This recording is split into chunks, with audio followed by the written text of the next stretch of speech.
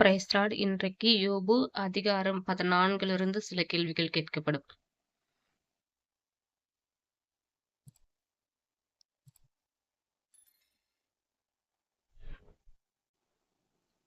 கேள்வி: வாழ்நாள் குறுகினவனும் சஞ்சலம் நிறைந்தவனுமாயிருக்கிறவன் யார்?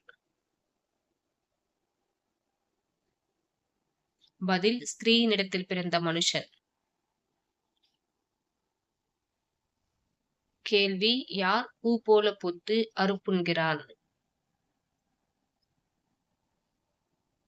பதில்: ஸ்திரீயினிடத்தில் பிறந்த மனுஷன்.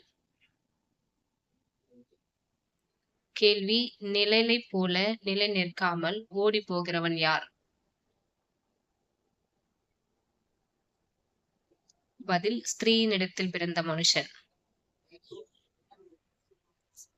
கேள்வி: எதிலிருந்து சுத்தமானதை பிறப்பிக்கத்தக்கவன் இல்லை? பதில்: அசுத்தமானது. கேள்வி: யாருடைய நாட்கள் இம்மாத்திரம் என்று குறிக்கப்பட்டிருக்கிறது? பதில்: ஸ்திரீயினிடத்தில் பிறந்த மனுஷன். கேள்வி: யாருடைய மாதங்களின் தொகை தேவனிடத்தில் இருக்கிறது? பதில்: ஸ்திரீயினிடத்தில் பிறந்த மனுஷன். கேள்வி: வெட்டி போடப்பட்டாலும் திரும்ப தழைப்பது எது? பதில்: மரம்.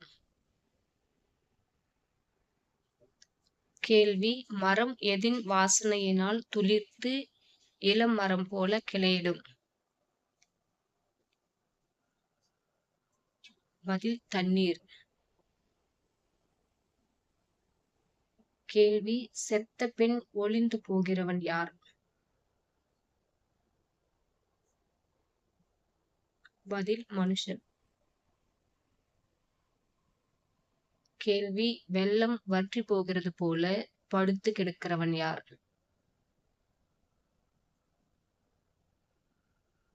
பதில்: மனுஷன். கேள்வி: எந்த நாளெல்லாம் தான் காத்திருப்பதாக யோபு கூறினார்? பதில்: குறிக்கப்பட்ட போராட்டத்தின் நாள். கேள்வி: எதின்மேல் விருப்பம் வைப்பீராக என்று யோபு தேவனிடம் கூறினார்? பதில்: தேவனுடைய கைகளின் கிரியை. கேள்வி: எது ஒரு கட்டாக கட்டப்பட்டு முத்திரை போடப்பட்டிருப்பதாக யோபு கூறினார்? பதில்: தன் மீறுதல். கேள்வி: எதை ஒருமிக்க சேர்த்தீர் என்று யோபு கூறினார்? பதில்: தன் அக்கிரமத்தை. கேள்வி: எது தன் இடத்தை விட்டு பெயர்ந்து போகும்? பதில்: கன்மலை. கேள்வி: கற்களை குடைவது எது? பதில்: தண்ணீர். கேள்வி: பூமியின் தூளில் முளைத்ததை மூடுவது எது?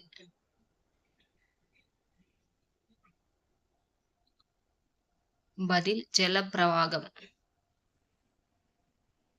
கேள்வி: மனுஷனுடைய மாம்சம் அவனில் இருக்கும் அளவும் அதற்கு டேஷ் இருக்கும்? பதில்: நோவு. கேள்வி: மனுஷனுடைய ஆத்துமா அவனில் இருக்கும் அளவும் அதற்கு உள்ளது என்ன? பதில்: துக்கம். கேள்வி: எது விழுந்து கரைந்து போம்? பதில்: மலை முதலாய்.